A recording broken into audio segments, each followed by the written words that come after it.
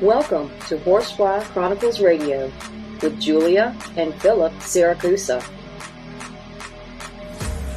Sponsored by Carnation. Airing live on United Public Radio Network on 105.3 and 107.7 FM in New Orleans. This show's opening has been produced, edited, narrated by Gwen Luckett at gluckett.com.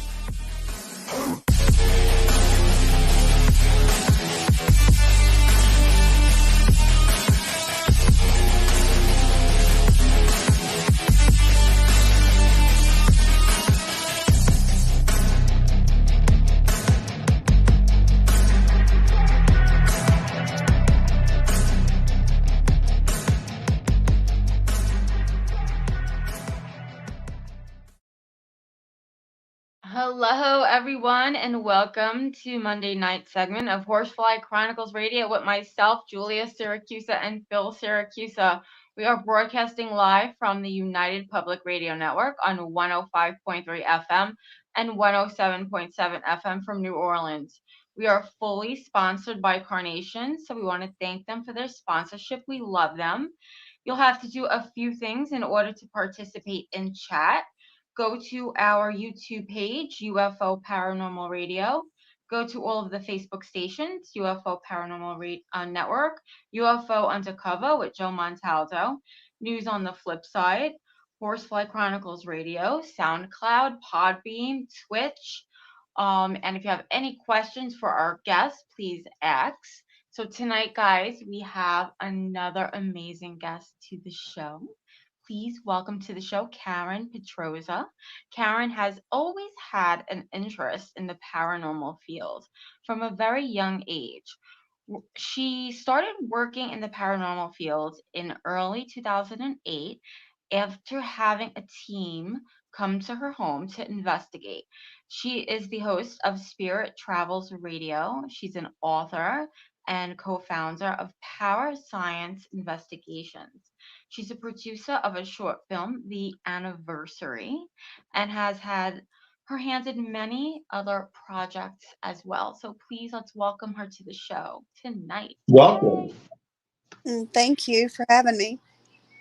Thank you for coming on. Thank you so much. So, Karen, take us and the listeners to the beginning of your story. Like, how did you venture into the paranormal? What got you started? Was it an experience as a child? What happened? Well, I've always had an interest in the paranormal, even from a young age. But what really piqued my interest was when I had to call the team in to investigate my own home. My daughter was seeing 3 entities in her room, and and when they came in and done the investigation, I watched, and I was because I absolutely loved watching what this team did, and ultimately joined that team. Oh wow. That's usually how it works. I mean, that's how it actually happened for us too. I mean, you get so interested in what's going on in your own home. Did they ever find out what was going on in your house? Well, they were not able to get any response that night, but I did do some research. And one of the main things that I was noticing, and I was noticing things myself too, you could smell smoke. And it was just random smoke. And every once in a while, the fire alarm would go off with nothing to provoke it or cause it to go off. And I did some research, and I found out that the building or the apartments that we lived in had caught fire at one point in time. So I don't know if anybody was injured there. It's a possibility that there was an injury, and that's kind of what maybe she was seeing. She thought one of the entities was an uncle of hers. And I kind of don't think that's what it was, because she was still young. I think 10, maybe 11 years old at the time. So after that, I was just like really into a lot of the stuff about the paranormal, even more so. Wow. I want to say hello to Virginia. She is in chat. Thank you for joining us tonight. Would you consider yourself gifted in any way or Um, sensitive? yeah, sensitive. I'm more of an empath. I'm able to pick up and sense things around me. So, and I have that happen quite a bit. We could be out on investigation, and one of our team members will look at me and say, "Hey, do you feel anything?" And be either yes or no, depending. Um, Mhm. I will tell, and I've done it many, many times. Hey, if I say let's go, because at that point I feel that it's just too dangerous to be in that position where we're at, and we'll pack up our stuff and go if need be. Okay. Anthony has joined us in chat. Hello, Anthony. Thanks for joining us tonight. So you also have your own radio show? I do. It's Spirit Travels Radio. I've not done anything with it in a while. I took a long, long, long breather from it, but I did radio from, oh gosh, it was probably mid 2008. Um, did it for several years, and then kind of burnt out on doing shows, but loved doing it while I was doing it. Okay. Yeah, it's a lot of work. I mean, I'm sure you got to speak to a lot of people though and Yeah. learn a lot. It's a learning process. It's just you get to learn a lot from doing shows from other Oh, people going through the same stuff. yeah. Yeah, I was honored enough to be able to talk to a lot of really experienced people in the field, and I'm grateful for that. One of my favorites is absolutely love and adore Patty Starr, and she's a close friend of mine. So and I talk with her ever so often, and she's we talk about a lot of stuff with the paranormal and what to do, what not to do, just things like that. So yeah. We have, let's see, Joan. Hello, Joan. Joan just joined us in chat. Um, and if you guys have any questions for Karen, just please ask. We'll ask her for you. So you've recently also have you produced a short film. Mhm. Um, can you tell us about that and how that started? Well, I have to give full credit to Patty Starr because she was the one that got me involved. It originally started out with a different production 2 years ago, and when I went into, I didn't know anything at first about film industry, nothing. I was asked to do some research, and I said, "Okay, I'll do it." Um, did well enough that I was given other little tasks to do, and I worked my way up into being a producer. The show, the anniversary, and I do want to give credit to Sandra Hughes because she did do the screen right for that and the script, and it's a short film. So she does amazing work herself, and we produced that film, and it's in post production now. I'm not sure exactly when the release date's going to be, but it's about a couple that's celebrating their anniversary, and that's about as far as I can go into it. Because I tried. Well, yeah, you can't blame me from trying. I was trying to get it. All right, I was trying to get a little out of you, but I get it. I get it. All right, Phil. Hi, That's Phil. I'm Phil. Nice to meet everybody, and welcome to Horsefly Chronicles Radio. No, I think it's interesting. I have to have fun once in a while on this show. Hey, what do you think about dreams? Do you think Oh, spirits can yeah. enter dreams? I think they can, and I think it's when you're having a lucid dream, something that feels real that you. how should I explain it? You're in the dream, but you're not seeing yourself in the dream. So therefore, it's actually the way I explain is it's happening to you, and it's a lucid dream. And I do think that spirits can come into your dream and speak to you. And you see them? I have, yes. You see them in the dream, right? I have, yes. And you think it's real? I sure do. You do. So it's time for Phil's hard question. Who's ready for that hard question? Watch the show Because this before, is Clarence, Horsefly you're not Chronicles gonna know. Radio, and no question is easy, especially when it comes from me. So I've been doing a study, and I have the utmost respect for blind people. I do, because I don't know how they get through life the way they do. I give them so much credit.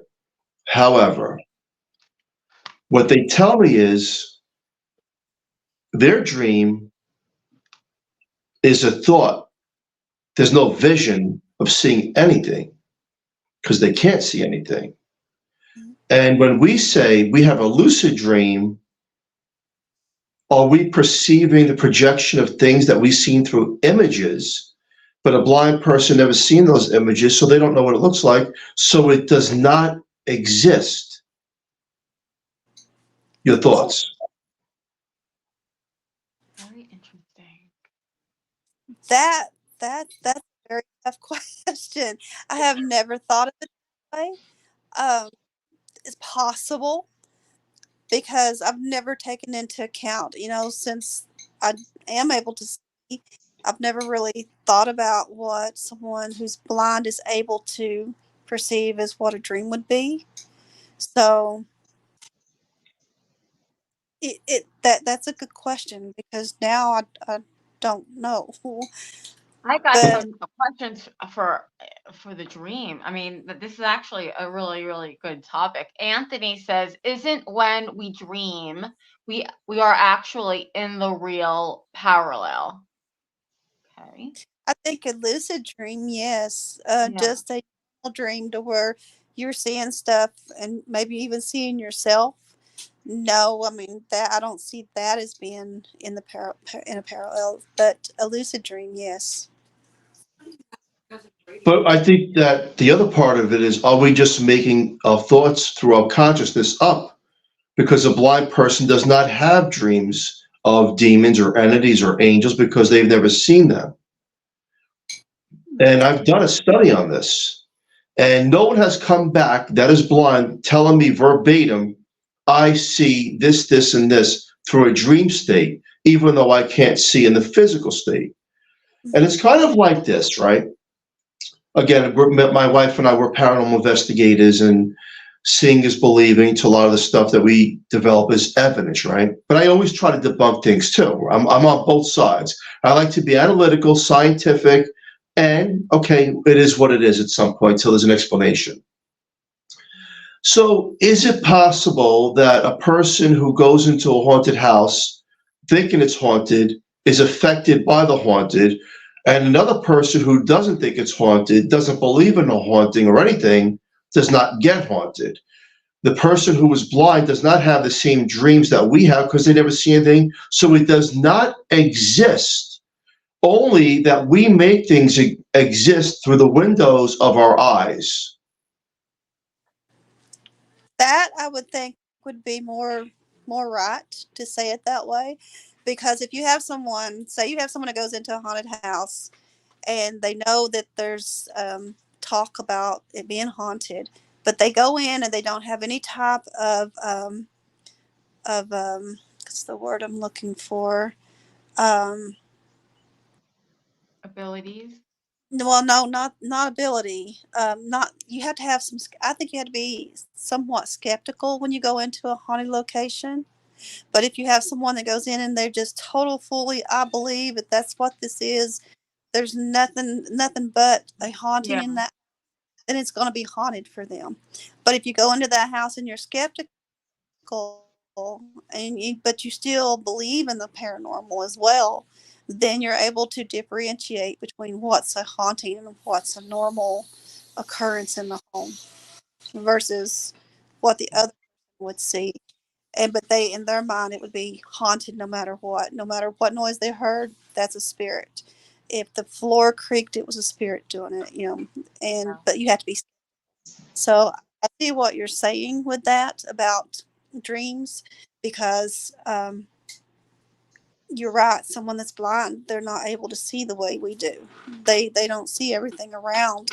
So I would think that they would be more of a thought process versus a dream.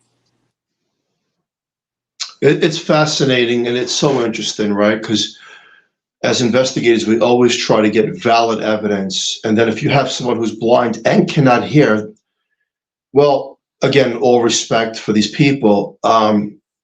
But through my studies, then they would never be haunted in a way we would be haunted by an entity or have an attachment of a negative vibration coming through in such a way, because we are the windows that see it and bring it in. So if you didn't see it, it's kind of like those movies. Joe, we just seen a movie like this. That when they can't look, they have to close their eyes. Yeah. What's the name of that movie? We just seen it. It's one of my favorites. Sandra Bullock is in it, where they have to blindfold themselves. They can't look. The Bird Box. The Bird Box. The Bird Box. Bird Box. And if we take a movie like that, even though the movie's fictionalized, right? And let's think about, if they see it, they die. If they don't see it, they're not affected by it. And it kind of, now we go back to reality and realism. If we see something, an entity, we're affected by it. If we don't see it, then we're not affected by it. And it's so interesting that it's just one of those pieces to be discovered. And I think we lost your picture, or the ghost took you away, Karen. Karen, can you hear us? Oh boy. Okay. Well, let's. But the Bird Box is a really good movie. Yeah, I'm going to drop her out and try to get her back in. That really is a good movie. Let's see. We actually have some Kayon Lee, I think we have no idea or memories about most of dreams we've had. I can't see. I like that. That's actually very true for me. It is very, very rare for me to remember a dream. Phil knows this. Especially if it has to do anything with paranormal. I will remember weird, strange dreams. Like the other day, I woke up. Remember, I said I had a weird dream, something stupid. But it's very, very strange. And I actually tell my clients to always write things down on paper. Have a piece of paper near your bed so you can write that stuff down, because a lot of times we'll wake up and we'll remember it, and then we'll go back to sleep and we'll forget it. So let's get her. There she is, back. Okay, you're back. Okay. You hear us? Okay. Yeah, It I love happens. everything. Sometimes they hear us and they just don't, and they disconnect us. But I think that's one of the missing pieces of paranormal investigating, is that we all follow the same suit, but they have to find a different measure of suits where we investigate things that other people don't, because that's the only way we're going to learn. You know, Julie, when you read her bio in the beginning, you said scientific. Yes. I like that. And we have to look at things in other ways, right? Like the way an atheist will look at things. And we know paranormal is real. We know ghosts are real. We get it. But now we need to flip on the other side of things and say, why aren't other people experiencing such things that we do experience as investigators? And again, it goes into that spectrum of wanting to know more. We know what our pitches look like. We know what the EVPs coming through the recorders, and we know the devices that we use. But now, is it us? Are we the tools and the conduits that bring the paranormal world alive? Yes, absolutely. Virginia, many dreams are from your spirit guides that are trying to help you. I absolutely agree with this. That is an amazing statement because, again, that is another thing that I talk about with a lot of our clients. Our spirit guides can come to us in our dreams and they can actually scare us. And we don't even know it's them trying to help us or let us know something, guide us in some sort of way. Yes, I agree with that. What do you guys think? What does I Karen agree too. think? Spirit guides, Um, right? yeah, I agree with that. I mean, I've had dreams that, and I'll give you a for instance. Um, there was a dream that I had that I was out in this open space. My uncle that I was speaking about earlier came to me in this dream, and he was telling me, and I couldn't understand his reasoning for it. I didn't recognize the location, and he was telling me, "You've got to find them. You've got to find them." And I said, "But I don't understand." And he said, "You've got to find them." Well, I woke up and I was confused about it, and I was like, "I don't know what I'm supposed to find." And a few days later, it came out that in this area that they found a there was a person that was missing and had been missing for a while. They found their body, and underneath their body was the remains of another person. Ooh. So basically, it was a dump. But then when they were dumping people there, and then when they took, I think there was a picture that was taken of the location, and it was identical to the dream that I'd had. So I Wow. think he showed me, but I didn't understand what he was trying to show me because you have to find them, and I didn't know what I was trying to find or what he wanted me to find. But I'm guessing that that was what that was. Yeah, absolutely. Well, that's So tell that. Karen, tell us a ghost story. Like, tell us a ghost story that scared you, and just give us one of those chilling stories. Something that I've done per se, or just a ghost story in. Yeah, yeah, a real story that you encountered. Sure. Maybe investigation that was like really left a mark on you. Okay, I have one. Actually, I have several, but this one in particular, I had gone to Arizona with my daughter. I was invited out to investigate with a team out there, and I went. Um, we get there, and I started noticing some things about this investigator and his wife in particular that was giving me kind of red flags. Um, he was taking his children, and they were very, very small on investigations, like 7, 8-year-old children and younger. There were three of them. And my daughter was 16 at the time, and she wanted to go on investigation. I didn't want her to go on investigation because, I know that there's ramifications for children if because they're just innocent and they can bring stuff back with them, easily. Yeah. So she ended up going with me, and it was at a cemetery. And the story of the cemetery was there was an entity that would throw rocks. We did have that happen that night, but my daughter gravitated towards one gravesite and stayed. She just said that she just had this overwhelming feel of sadness at this one gravesite. And I told her, I said, that could happen. I've done it. And, that's something that a lot of people experience when they go into cemeteries. It's just a normal thing. But unfortunately, the next day, I'm off in a room to myself and I hear a disembodied voice. And I was like, oh, cool. Okay, no biggie. Because, we go out and we do it. It's exciting if you have something like that happening, right? So it wasn't too long that this investigator called me up and he said, hey, I got a house cleansing. Do you want to go? Sure, I'll go. And we go to this. And My daughter walked into this room. There was an ovulus on the bed. She picked it up, and it started. There was cuss words coming from it towards her, calling her names. She brings it to me, and I told her, I said, take it back and lay it down. She said, no, Mom, it don't want me to. I said, take it back and lay it down.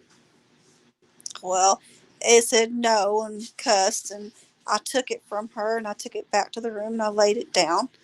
And I was like, don't talk to my child like that. Do not talk to my child like that. You do not have permission to do that. And I laid it down in the bed and I walked off. Well, the investigator, he was in the house trying to do this cleansing. He tried to say the prayer multiple times before he was actually able to finish it. He was sweating profusely. I was starting to get nervous watching this because I knew something was wrong, because he should have been able to completed it sooner than what he did. And he was just struggling with it, totally struggling.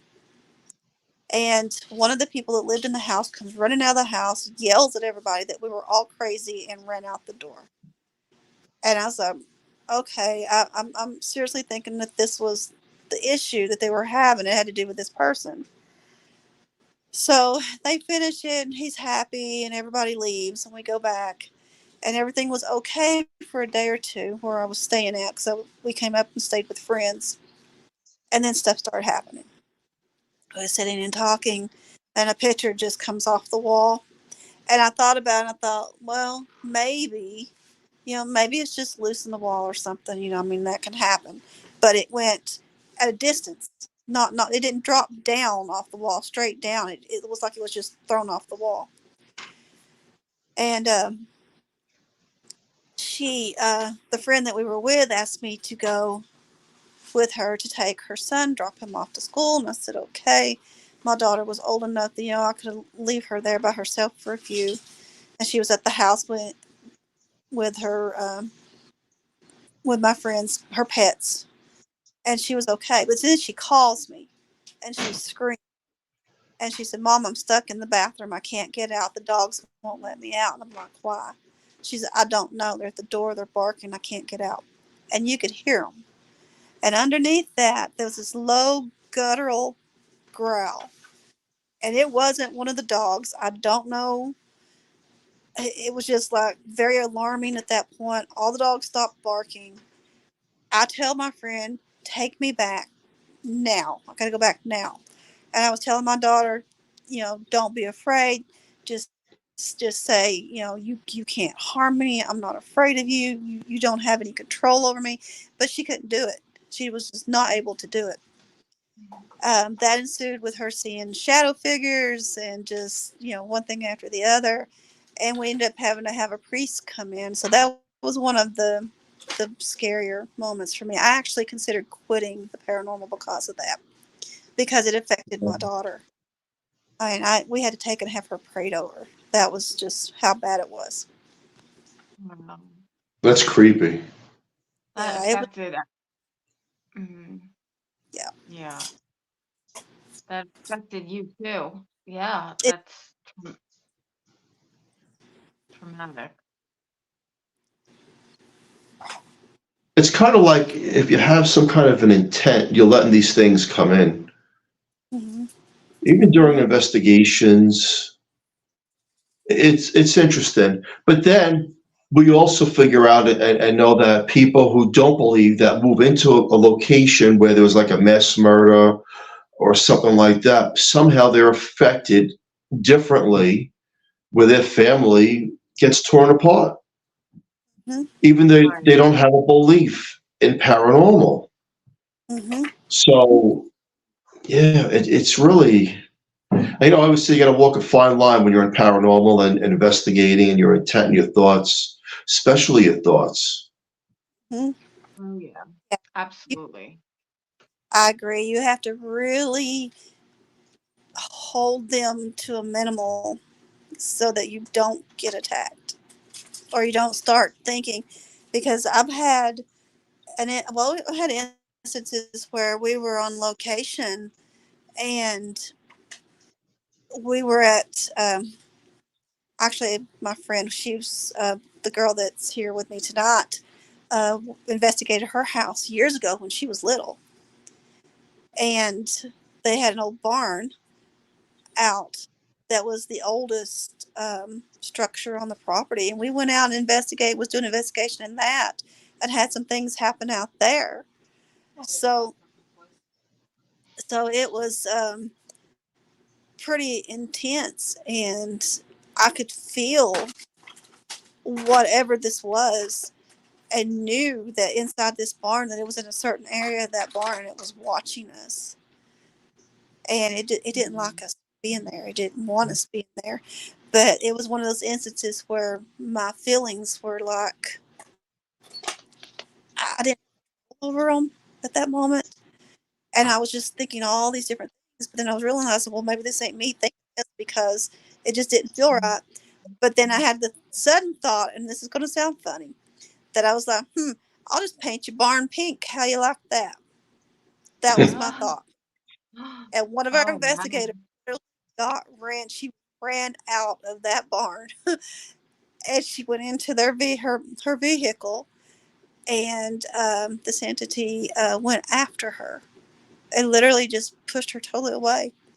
But because I'm assuming because I want to paint your barn pink, how do you like that? Wow. That's a first. Wow. And just because they don't believe doesn't mean it isn't real. Yes, that's true. And he's talking about, people who don't believe. That is extremely true. Oh yeah, definitely. Um, Ken, what's one movie that gives you the creeps, like the willies, the chills? What horror movie? That would have to be Texas Chainsaw Massacre. I cannot watch that, the original one. That's one of our favorite. That's Bill's favorite movie. It was. Yeah, but that's not ghostly. I was talking about ghostly. That's killing. That's a man killing other people. I'm talking about the ghost movie, like Amityville, The Conjuring, The Exorcist. I'll give you one. How about The Others? Now, The Others. Okay, now that is a movie where it just makes you think. Is it really creepy?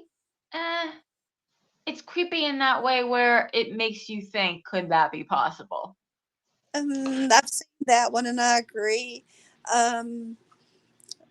The Conjuring, that's another one that'll make you think. Especially the one where they were,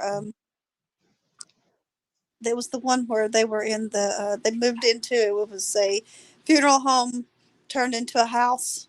Oh yeah. That one, yeah, that one got me. That one kind of the Haunting of Connecticut, right? That's what that is. The Haunting of Connecticut. Yeah, we actually had the lady on our show that went through that. Well, I mean, think about it. I couldn't do it. I could not live in a funeral home if they converted it to a regular. I couldn't do it. I could not do it. I'd just scare myself.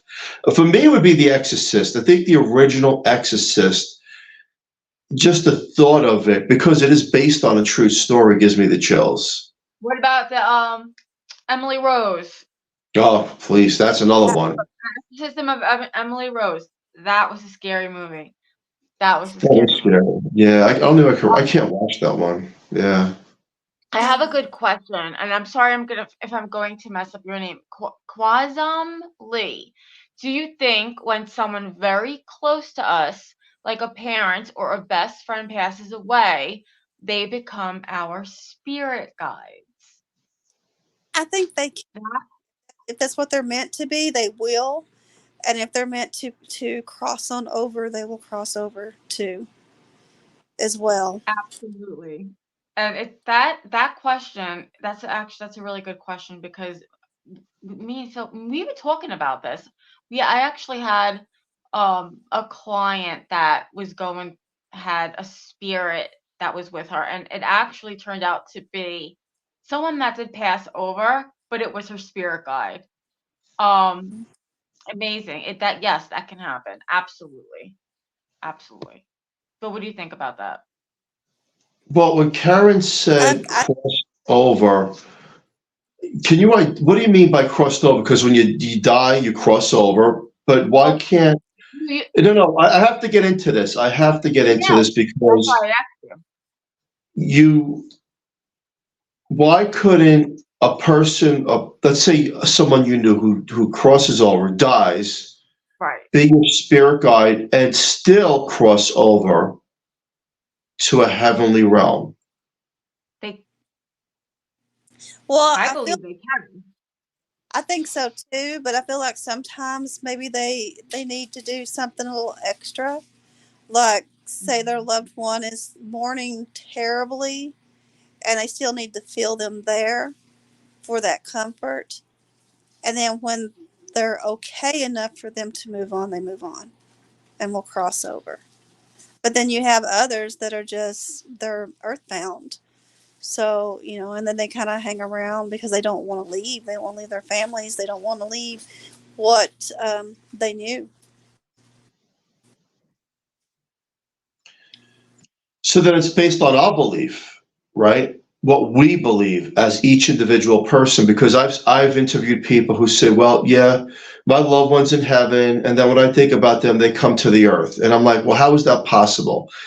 And I heard some of the most, I don't know, absurd things, like they have jetpacks.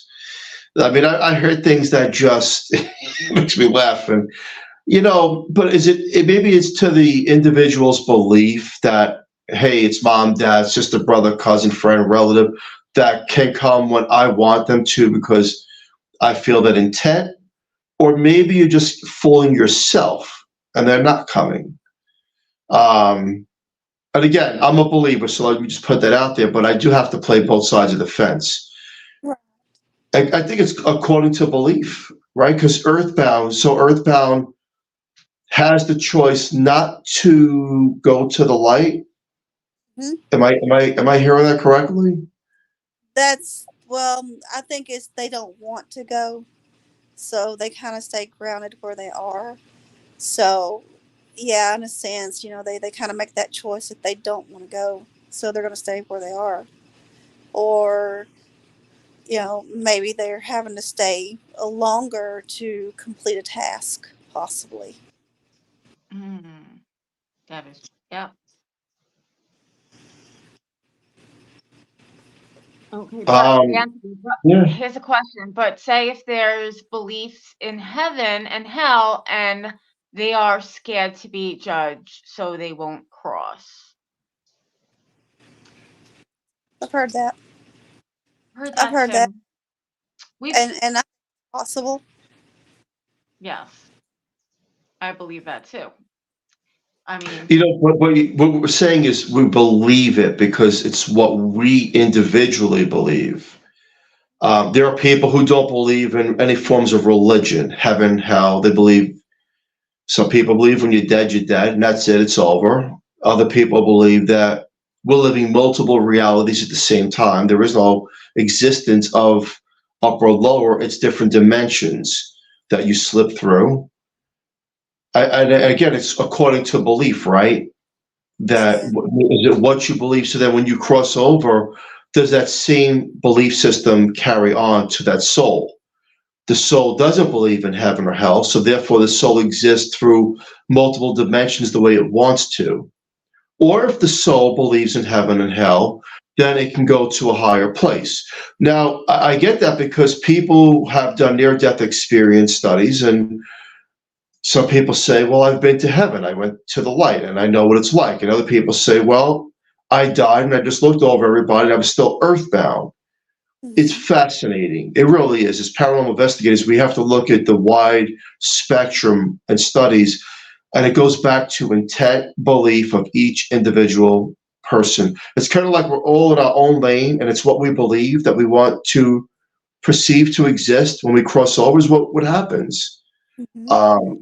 That's the best way I could describe it, because if you take out non-denominational religions, and there's over 200 religions, and everyone thinks they have the right one, which I don't agree with any one of them. I think they're all forms of control, my personal belief. I believe in higher and upper realms, but that's just my belief. I could be just believing what I want to. And someone who is Catholic can believe just what they want to. And then the Christians believe what they, it doesn't mean everything is wrong.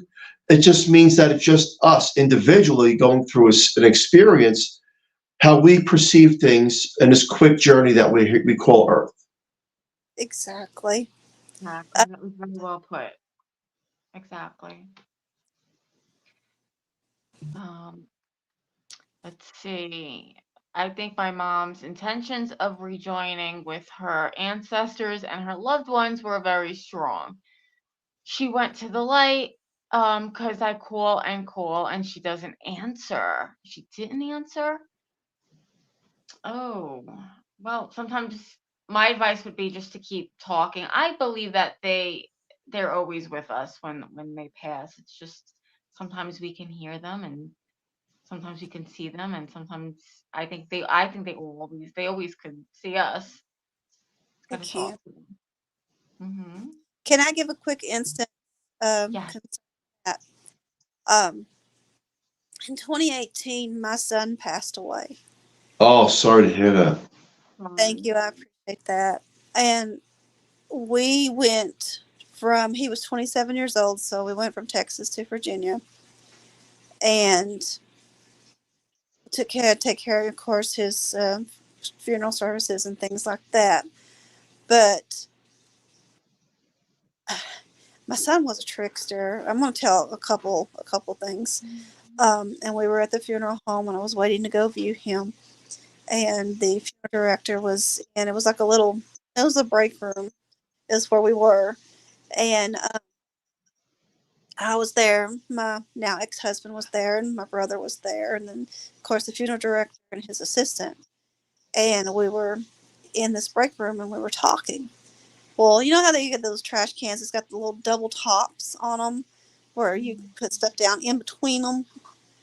And they had one like that. And all of a sudden, you hear it. There was nobody behind me. I didn't put anything in it. No one was near it other than me. I was closest to it. And I jumped because the noise was loud. It was like somebody just hit it. And I kind of jumped, looked over, and my brother's just staring at it, and his mouth's dropped open. And I looked back, and the little top part of it that opens on it was still moving. And I think that was the first time I think I actually smiled during the whole time when we had to go to take care of my son's arrangement. And I was like, that was him. He was playing a joke. Him. Mm-hmm. So to fast forward a little bit, we had gone back to Texas, and it was just a whirlwind of emotions and things like that. I was on my way to pick my daughter up from work, and I was like kind of openly talking in the car. I was like, what do I do? What do you want me to do? I don't know what to do. You know, what am I supposed to do? You know, my son's gone. What do I do? And I come up behind this car at the red light and just happened to glance at the tag on it, and it said live on. So they do give you signs, and I took that as a sign, and I was being told you have to live on. You know, this is bad, yes. You know, you're going to miss him, yes, but you have to live. Oh, that just gave me the chills. What an amazing Wow. story. Oh my God, I have no. Everybody in chat is just, we're so sorry. Yeah, that's they do. They give us signs all the time, and I think that sometimes we're just so busy, and we're grieving so badly that we kind of miss them. We're missing the signs, but there you go. That was clear as day. Hmm. Yeah, there was, because I was just in a place that I didn't know how to get out. You know, I Yeah. didn't know how to pull myself from it. You know, the sky didn't look blue to me. I didn't enjoy the feel of the sun on my face anymore at that point. You know, and it took a long time to get back to that, to where I can walk outside and feel the sun on my face and love the Mhm. feel of it now again. But Yeah. yeah, fine. It was like he was saying, "Hey, you know, I'm okay. You got to live. So live on. And that's what that tag said on the back of that car. Wow. Wow. I believe in Absolutely. the signs too. Yeah, and we get them all the time, constantly. We just have to look. Just have Yeah. to pay attention and look because they're there. Wow. You know, when you get those signs, the best thing to do is communicate and validate, Hmm. you know, Absolutely. and just acknowledge, because I don't believe in coincidences. I believe everything happens for a reason, and our life is like a puzzle. Some people have short puzzles and some people have long. It doesn't make a difference because at the end, we measure time in a physical reality, but when spiritually, time does not even exist. So Hmm. something that we've created, when a child dies at birth or a man dies at 100 years old, is it measured the same distance in the spiritual realm? And from what we've understand through communication and validation, that puzzle was complete. That's all they wanted in the physical realm, but they're never lost to the ties of us in the physical world either. Right. And that's important for people to understand because look, losing a loved one, a child especially, I don't believe there's anything harder than that. And again, my truest condolences. And that's one of the reasons why I'm into the paranormal, right? Is not only for the ghostly things, but also the communication that, hey, loved ones are around. We get it through songs and music and dreams and TV shows and vibrations and certain smells and feelings and pictures and words. And we look at these things, say, wait a second, that reminds me of this, this, and this. And these are the reasons why they're unfolding in front of you is because the spirit's trying to say, hey, I'm okay. You're the one who has to watch out for yourself. You go ahead Exactly. and live. We just measure it differently. And through my studies of near death experiences and people who are both on the fence of not believing or believing, it comes to the scope of reality that we're in a short window. Appreciate what you have when you have it, because the truth is, you take nothing with you. Your house is not going to be your house eventually, it'll be someone else's. Your car will be someone else's. Your clothing will be someone else's. You're a vessel. We're in a leased vehicle. And when you leave and cross over, we communicate. We're back to that realm, right? That higher vibration. Hmm. And what you told me in that story of your son, Hmm. that gives me the feeling of, wow, there it is right in front of you. Live, be happy, and just keep going through your existence. Hmm. You have Absolutely. to. I mean, I think that was the meaning for that. I mean, and I did validate. As soon Yeah. as I saw, I just kind of was like, okay. I said, that's what you want Mhm. to do, okay. And it I was mean, hard, very hard yeah. thing to do, but I done it. Yeah. But we all have to, and it's difficult, and just know that they are with you. Even if you don't see signs, there's signs. They're there. You do have to watch You have for them. exactly. And then I feel like once you open yourself up to really see the signs, you'll start seeing them more and more and more all the time. Absolutely. Virginia, such a beautiful message. Yes, that really is. I agree. Absolutely. Um, I want to get to, we've been having this year has been a really hard year for a lot of people, and there's been a lot. I've been listening to a lot of radio shows, a lot of podcasts. There has been a lot of predictions of 2024. People are saying that is going to be a better year. Phil, Karen, what are both of your thoughts on that? I Well, mean, I talk too much, so we're gonna have to let Kara. This is her show. yes. Yeah. My thoughts is I think that everybody should take one day at a time this coming new year and make it your own. It's going to be a rough year. We know it political wise. It's going to be rough. Our inflation is bad. It's still going to Mhm. be rough. But I think the end results, I think, will be okay. But you got to take it one day at a time. You know what's funny about what she just said? It gives me the chills. I was watching Tyrese from Fast and Furious, Tyrese, Yeah. and he said in an interview not too long ago, he was interviewed and they go, "How do you live?" And he says, "I used to live planning my year, planning my month, planning my week." He goes, "Now I plan day at a time." And Mm, it's so true. Plan one day at a time, because the truth really is, you don't know if there's going to be 2 days, the next 2 days for you, especially in the world that we're living in. So I like that. Mhm. Absolutely. That's a great answer. thank you. One day at a time.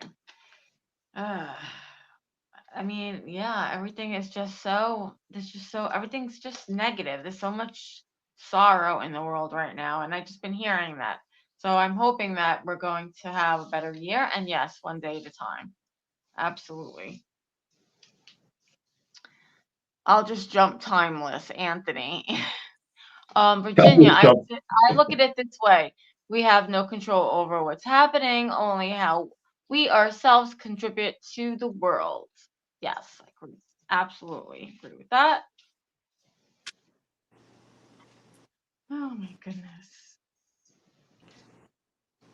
Karen, what's on your bucket list for like investigating? Is there any place you haven't gone that you want to go to? Oh, yeah. I want to go to West Virginia to Trans-Allegheny. To where? Trans-Allegheny. I've Where? not been. Okay. I have been to the Mothman. I've investigated that. How was that? Oh, that was a whole different ball game. Oh Um, boy. we didn't really. I mean, it was a fun trip that we took, but there was like 3 or 4 of us got very very sick because we went to the TNT area, and I was one of them. And when I left, I said I wasn't going back because I had a dream that was a lucid dream, and I have not been back to Point Pleasant since. I Oh refuse. wow.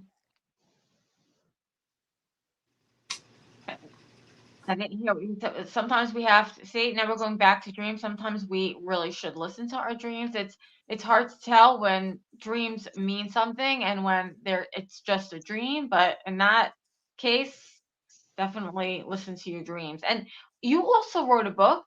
Are you? I, Yes. Tell us about that. it was called Spirit World, um, Paranormal Chronicles, Oh and wow. basically it was just a small s- series of stories about some of the experiences I had as while paranormal investigating.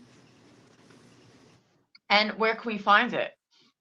I'm pretty sure it's out of publication because it's been over 7 years now. Mhm. But might be able to find it on Amazon or eBay. You would just have to Google the book to see if you can find it. Are you ever going to write any more books? I'm going to, yes. I I had haven't a said, feeling. but I'm going to do. I'm going to write another book. Going to make it a bigger book.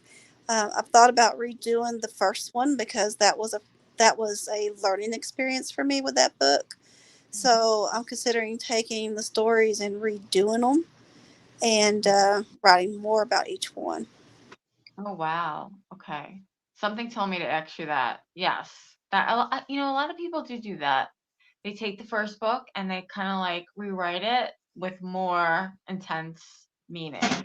hmm And that's what I want to do. Good idea. Hey, what's your thoughts on one of my favorite topics? Aliens. Ooh. I love them. I think that they are out there.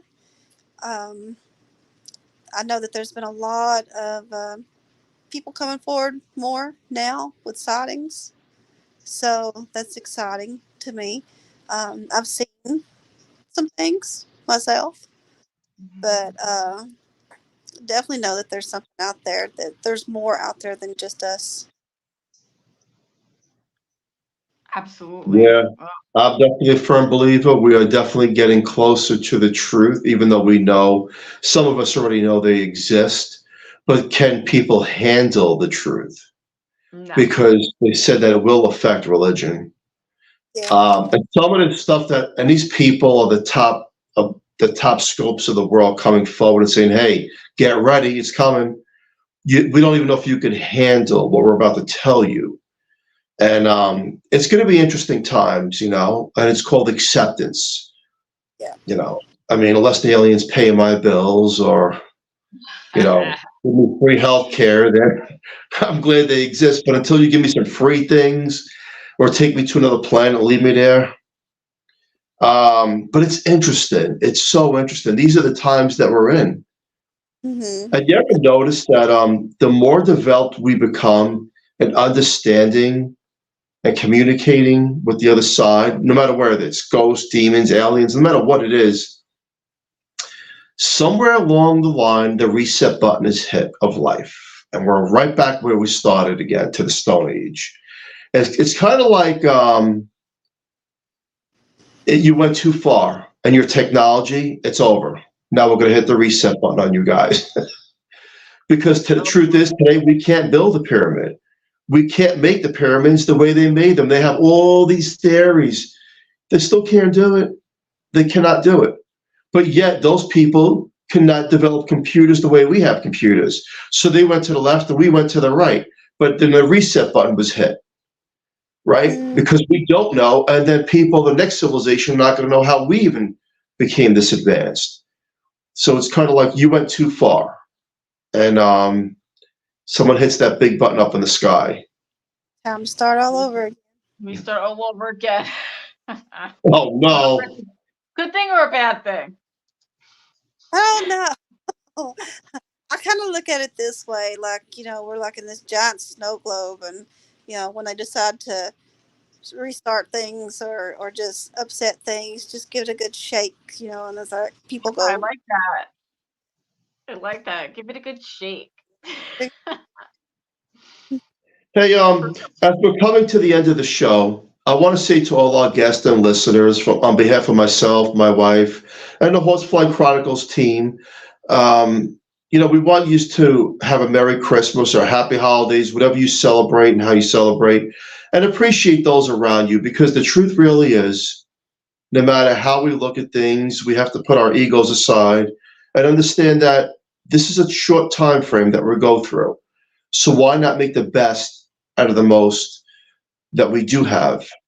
And you can't wait for life to be easy before you start enjoying it. So enjoy it now. And Karen, give me words of wisdom for our listeners out there during the Christmas time. just love each other, spend time with each other, and love each other.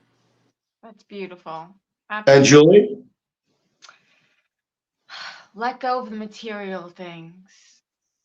Let go of the material things and just live life. And Phil? Sometimes the most simple things have the most meaning. And with that, we're going to wrap up the show. Karen, you've been a great guest. Thank you so much for coming on Horsefly Chronicles Radio. Where can people find you and all that good stuff? You can find me on Facebook. You can find me on TikTok, Instagram. Just type in my name, and you'll find me on those social networks pages. Thank you. Well, thank you so much for coming on tonight. We really appreciate it. And thank you, everybody in chat. Virginia, this was a great show. Thank you so much. Anthony, there's quite a few people in chat today, so thanks for listening. Special thank you to Carnation for fully sponsoring this show from day one. Please join us next Monday night at the same time on 105.3 FM and 107.7 FM from New Orleans. Everybody have a great night. Karen, thank you so much. And Merry Christmas and Happy Holidays. Merry Bye, Christmas. everybody. Bye, everybody. Bye. Bye.